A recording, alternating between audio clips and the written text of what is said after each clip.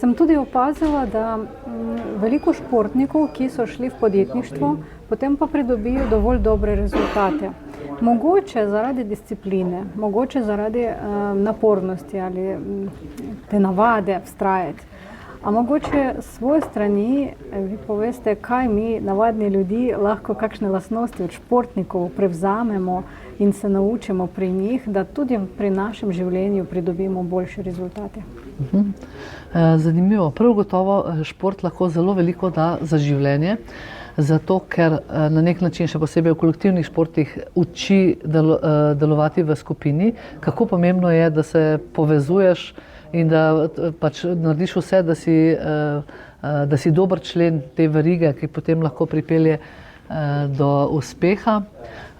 Nauči se, da je res to pač uspešnost oziroma da je ekipa tako močna, kot je močen najšibkejši člen in da zato zelo, da rečem, si tudi podporen do tega najšibkejšega člena, predvsem pa jasno v bistvu uči osredotočenosti, kako pomembno je, da si fokusiran na stvar, da si mentalno trden, da te ne presenetijo zunanji dejavniki, da kljub različnim dejavnikom zunanjim ti ostaneš trden v sebi, seveda pa tudi delovnost in disciplino, pa kar je meni všeč, da delaš hitro, da si hiter, da hitro delaš in da si tudi hitro odziven na razne dejavnike.